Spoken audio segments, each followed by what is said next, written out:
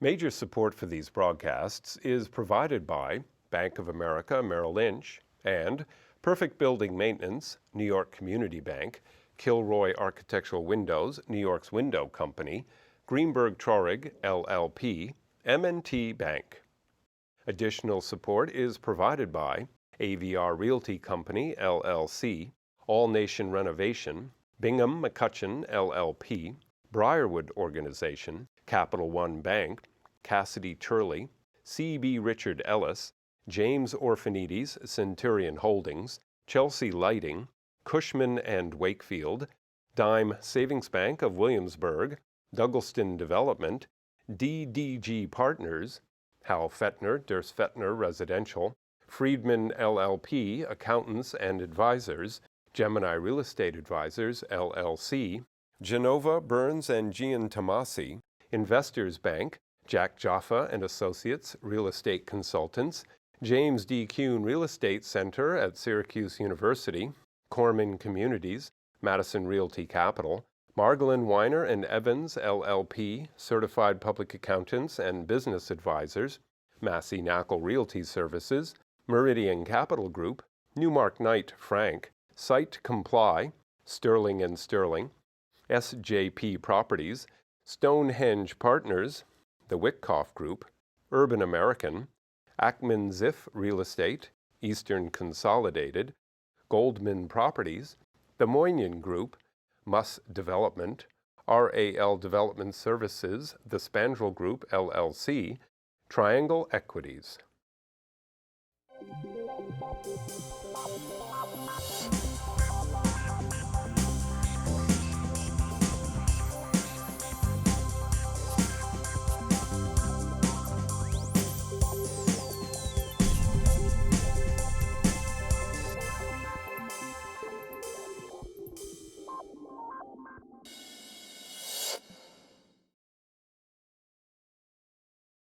Everyone wants to come to New York City. 48.5 million visitors in 2010. Where do they stay? I'm not certain, so I brought together today the people in the hospitality industry who will give us their ideas on where they stay and what's happening. My guests, they include Will Abide, who's the president and CEO of the Gemini Real Estate Company and the Gem Hotels, Hung Luk, who is the executive director at the Lamb Group, Jim Ehrlicher, who is the vice president for development of Sofitel, and last but not least, the man who gives the money to these people over here, Jason Lipiak, the group manager, vice president at M&T Bank. So, Mr. Banker, you have all these nice people who would like some money from you, you know? How do you see the market? Because if I read this article correctly this week, which I know I sent to a number of the people in this room, it said that there's 140 hotels planned over the next 2 or 3 years. I realize that business is getting better and things are good, but won't that have an effect on our hospitality market? Well, I think you have to question whether all 140 of those are going to be built. This includes the ones that are, basically on the drawing board to those that actually have financing or a shovel in the ground. I mean, there are, personally, I don't think the majority of them get built. You know, our friend Sean Hennessy, who is with us in the green room prior, said there's about 70% don't get built. Mm-hmm. So, you're talking about, let's say, 25%. So it's still 40 hotels, 35 hotels. How you as a banker who, the biggest is really a difficult situation because hospitality is a daily business, right, Hung? Each day a new customer comes in, you have to replace them, it's up and down. When you're giving money for a construction loan, how do you make a judgment of who you should do and how do you determine what's, what in the sky or the amazing Kreskin thinks is a good property? Well, obviously location in real estate, it's the same for hotels. It's number one. Manhattan has a lot of good sites. What you have to, the differentiating factor for us is first, number one is relationship. If it's somebody we have a relationship with, we're more comfortable doing it because we have a track record. I think that's really what hotel lending at the single asset level is all about, relationship lenders. So those that are new to the business or have a great real estate site and decide they want to do a hotel, If they don't have that relationship, I think it's hard to get into the business. If you do have relationships, it's all about the right capital levels, and it's all about, being willing to sign on the dotted line, because there is that essential extra risk with a hotel, not only in construction but stabilization, that, as a banker, we don't want to take on that risk. So we're going to be looking for more than you would get from a traditional real estate deal.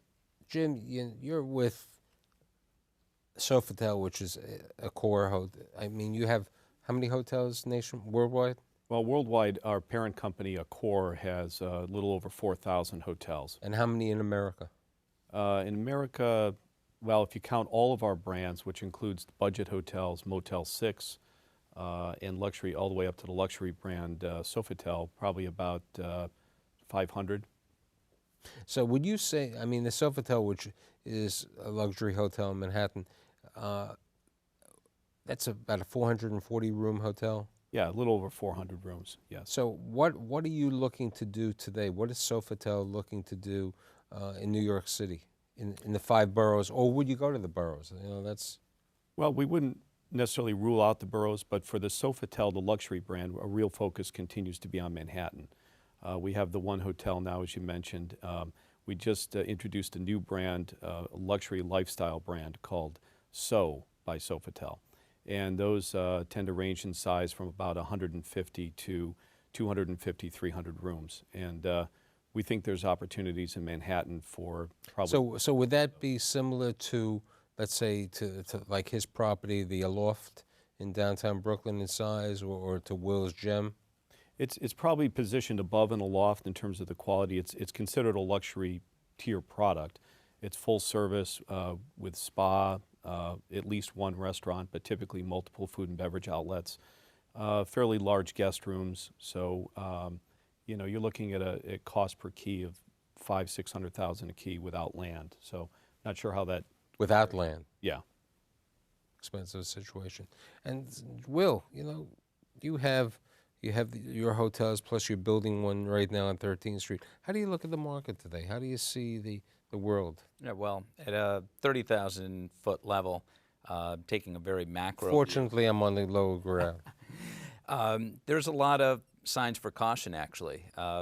GDP growth has come up a little bit to about 2% annualized level, but that's still very sluggish and not enough really to outpace the additional population growth. Unemployment is still at over 9% across the country, about 8% in New York City. You still have a consumer that is way over-levered. You have a government that is way over-levered. And I don't really see these things changing. Am I rubbing terribly off on quickly. you? Dr. Doom and Gloom is rubbing off on you? I'm actually not doom and gloom. I think a lot of times developers absolutely need to remain optimistic, but pay attention to these global signs that are taking place around the country as well as around the world. Let's face it, New York City is an international place for people to come from around the world, and we absolutely need to respond to some of these concerns. If I can just finish a point, look at what's happening to Europe. Europe is in the process of imploding. As hotel operators, we can't rely on the same number of visitors from the UK, from France, from Germany. As hotel operators, we have I think we're going to have a little problem from Greece. I think we're going to have a big problem from Greece, but we can't look to those same European countries for the visitors coming from abroad. We have to look at India, whose visitation is up 26%. We have to look at China, whose visitation to New York City is up 45%. Brazil is up 77%. So those are the markets that we really have to tune into to be sure as operators we're responding to those visitors coming internationally. The average stay in New York City is, I believe, 2.6 nights. So the question is always, how do you get people to stay longer? The answer is international visitors. International visitors aren't coming for a weekend. They're probably coming for 4, 5, 7, 10 days. That's the market that we have to continue to attract. So are you going to now take a trip to Rio and do some marketing over there so you can have the Brazil business? As frequently as possible. As frequent. Hung, so what's going on? How many hotels do you have? Currently, we're operating 10 hotels in New York. We operate in the select serve market. We fill a niche for the people whereby if they're not looking for something extravagant, it's a nice place where they could feel welcome, a nice bed, a nice surrounding, because they don't need to come to me for the spas or the restaurants.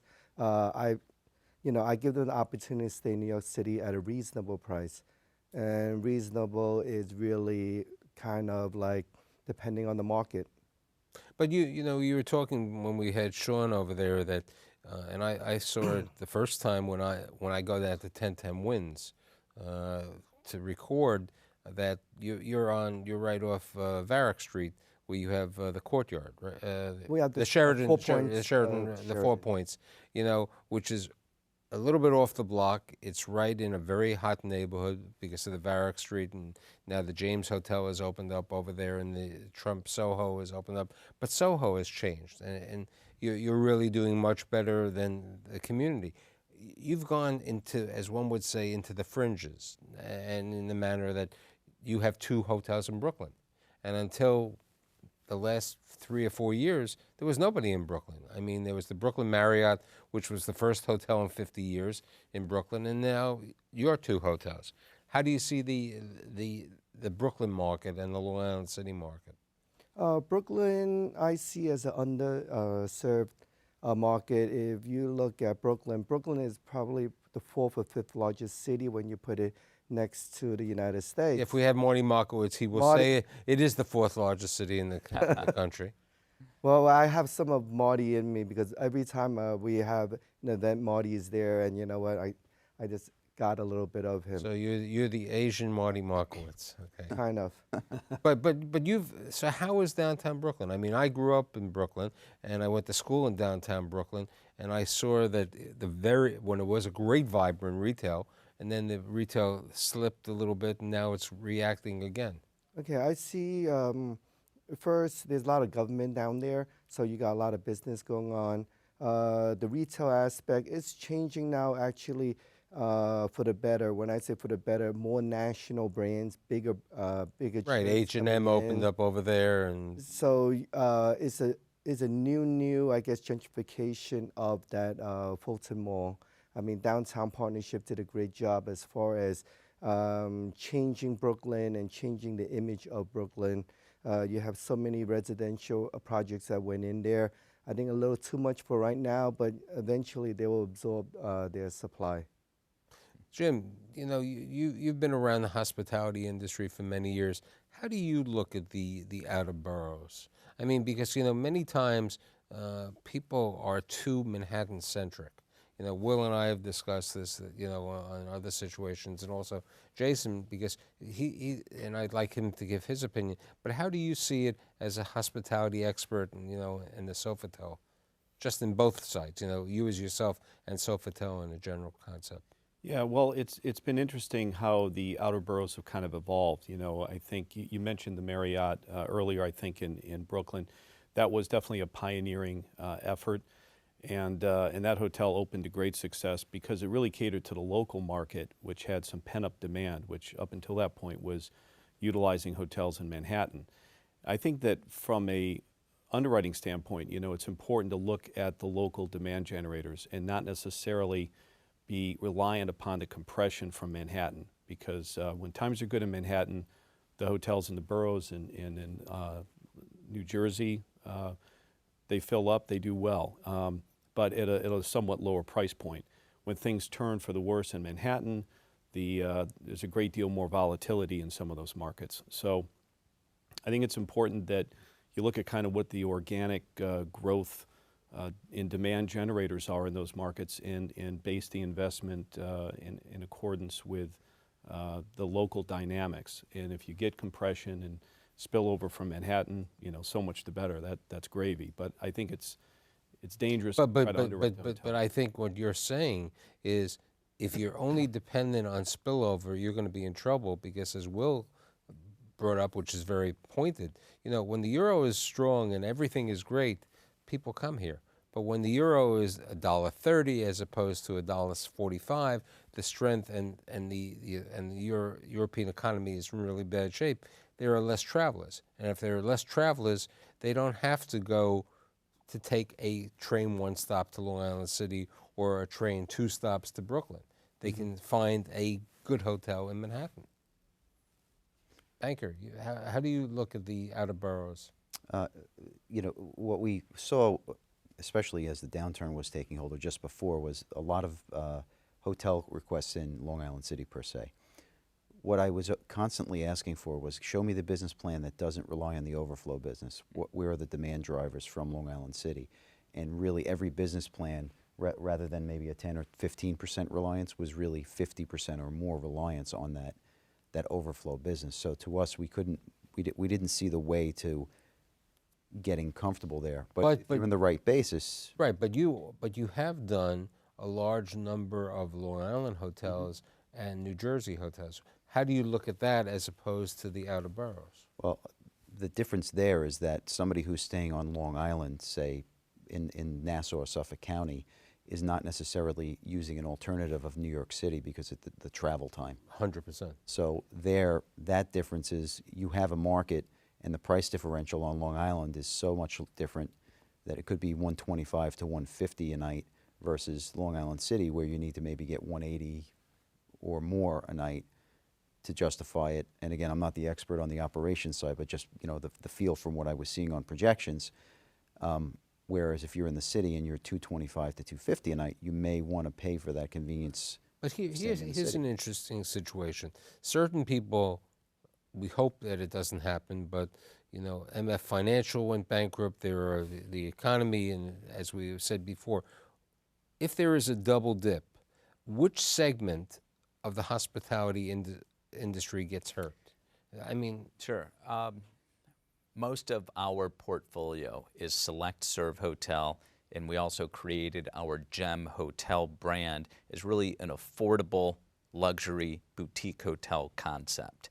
And what we saw during the downturn is that although our RevPAR dropped quite a bit, we were still profitable.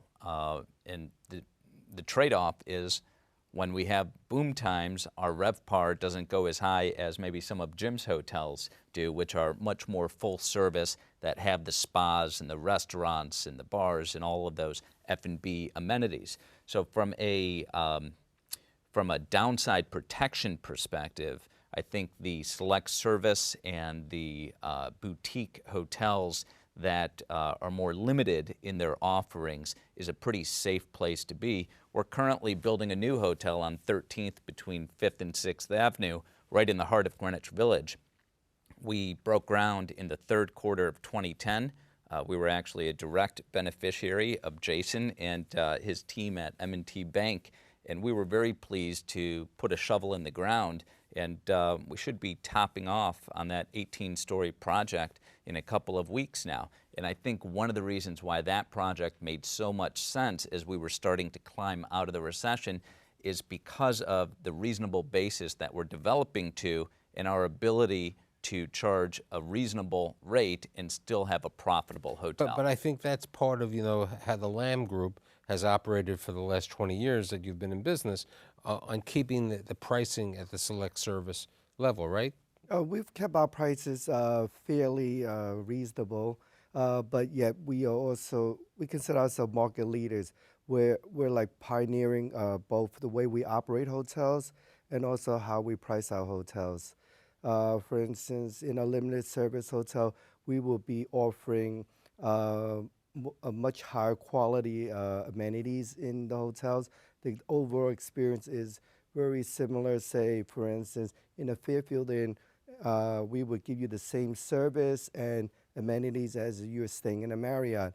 So for us to put in a nicer bed, have nicer decor, more staffing on property, because you're in New York City, you have to be able to deliver the experience. Mm-hmm. Everyone else has a bed, and what differentiates us is our. So you know what, for the hospitality expert, somebody who's been involved with the Cornell School and everything, how does somebody make a decision who doesn't know, New York City, how do they make a determination if they should stay at a Gem or at a loft or a Fairfield? How do they make a decision? What is the reason of how a customer makes a decision? Is it price? Is it location? Is it what are the basic situation of for that traveler who's coming to New York City? I would say it's a combination of everything because one, they'll be looking at location. They want to be priced right. They want to see the reputation of the hotel, both from a brand or as a property specific. Today with the internet, people have information as to other people's experience within the hotel. So you're out there and you're ready to serve. And to Hung's point, social media has become so important. And I think you are so right on that point. People are reading TripAdvisor and Yelp so much today that I was at a restaurant the other day and the guy said he had opened up a couple months ago. He wasn't in Zagat and anything else, and I said, have you got any reviews? He said, I haven't, but sometimes Yelp has not been too helpful to me because Yelp is trying to get some advertising. And if you don't advertise, you don't have that situation. But how'd Marriott look at it? How'd the guys from the Middle East look at how the business comes in? Well, I think it is very location sensitive. People have different reasons for coming to New York. Location is definitely at top of mind, but I think also in terms of the actual buy decision for a customer, it's all about the overall value that they're receiving. And that value comes in the form of service, location, the physical product, the age of the product. The brand loyalty programs remain very important, especially for companies like Marriott, Accor, Starwood, the larger operators. Tend to have a core base of customers that are very brand loyal. And when you break it out into individual source markets, you mentioned Brazil earlier, we are currently by far and away the largest operator in Brazil. So we're able to penetrate that market, I think, very effectively in terms of inbound traffic to New York. Same holds true for Europe to a certain extent because of our dominance in the European market. But I think, every traveler is a little bit different. Some are very reliant on the social media, and we pay very close attention and monitor all of the various media outlets to make sure that, we are being fairly and appropriately represented by the customers. We were talking about the visitors coming to New York. The record number over here, and a large number of people are coming to Lower Manhattan. Do you think, and I'll relate that question in a minute to Hung, do you think that you'd ever see a Sofitel, because they are opening up a Conrad Hilton in Battery Park City, which is the first Conrad Hilton in New York and one of the first in the U.S. Do you see any more luxury hotels, which Sofitel could be in Lower Manhattan, or is it more geared to Hung's, limited service, select service type of product? Yeah, I think there's room for both types of products in Lower Manhattan. There's a tremendous amount of development happening down there, as you know. Traditionally, it's been a little bit more rate sensitive than Midtown for certain, but there's so many demand generators down there and so much new construction and money that's being invested in that part of town that I think that the demand is going to catch up. So we would definitely look at it, particularly for our So brand, which is, as I said, more of a lifestyle product. The challenge also in Lower Manhattan has been historically the weekend business. It's very strong during the midweek, but less so on the weekends. But the irony today is that the weekends are more travelers going down there. The business, first of all, Lower Manhattan has changed the perception. There are more people living down there now. When the trade center opens up, there'll be more people working down there. But that's a different time. You on Lower Manhattan? You're opening up, aren't you? Building in Lower Manhattan? We're building in Lower Manhattan right now. We have plans of building several hotels by the South Street Seaport. And why we picked that area is you get the best of both worlds. One, the business traveler during midweek, and then the tourists on the weekends with Seaport and just being in downtown. So what are you planning to build down there? We have several products being built down there, from an Aloft, a Four Points, a Fairfield, a Courtyard. So you're planning like 4 hotels? Yep. So you're planning 4 hotels. Now I go to the banker. Do you have exposure in Lower Manhattan on the hospitality industry? Actually, right now we don't, but we are looking at a couple of things. And how do you look at Lower Manhattan? Well, the way I see Lower Manhattan today is with everything that's going on around the World Trade Center, that is just going to increase. You're going to have increased traffic down there and tourist flow. So to me, while there are a number of hotels down there, I definitely see there, from a lender's perspective, room such that you'd be able to lend into that market still. That relates to you a little bit. Let's go to the far west side. Yeah. You're on the far west side right now, near the Javits Center. And the Javits Center, unfortunately, I've never been a great advocate of the Javits Center. You know, you get over there, it's isolation, there's nothing around there. There aren't restaurants, there's nothing in that neighborhood. Yeah. But there is a need for the traveler to be over there. Today, I believe that Coach announced that they're going to be buying 600,000 square feet in the Hudson Yards and one of the new related buildings. How do you look at, and I think it relates to the question for Hung and for everyone else, and even maybe for you, Jim, how do you look at the far west side? Sure. Well, one of the reasons why we decided to invest on the far west side near the Jacob Javits Center was because of the new development that we were seeing coming in the Hudson Yards. Granted, that was pre-recession. Hudson Yards took 1 step back before they can take 2 steps forward. But the good news is it looks like that's full steam ahead, and we're going to have a significant amount of development in the Hudson Yards, which is very exciting. New York City, though, has to become more of a convention-centric city. I still feel that Jacob Javits Center is way underutilized. We need to put more money into Jacob Javits Center to have more conventions come to the city. Net, I would rather be near the Hudson Yards than the financial district right now, even with an enormous amount of capital going into the financial district. Jim, how do you look at the Hudson Yards and the west side, the far west side? Well, it's intriguing because it really is kind of the next major frontier of development. There's, Hudson Yards project itself is going to change the center of gravity to some extent, and it's going to move towards the west side. There's no question. And I think it's intriguing because you are accessible to Midtown as well in the theater district and all of the tourists. And, the number 7 line will be ready in 2 years. I mean, Right. Yeah. This is not the 2nd Avenue subway that we have to worry about. There we know it's, just 2 stops, and it's going to change the situation over there. And I think there is probably an opportunity at Javits Center in the sense that if you look at the competition historically for Javits, I wouldn't say it's competition anymore. You've got DC, with a massive new convention center, a brand new headquarters hotel, and that's kind of what's lacking there for Javits Center. You've got high occupancies in Manhattan, so it's difficult for the big group houses to commit the kind of room blocks that would enable Javits to go out and be competitive with some of the larger. I wish I had more time, but hopefully in 2012 we'll have all of you back to talk about the state of the market. I'd like to thank Will Abide, Hung Luk, Jim Erlacher, and Jason Lipiak. See you next week.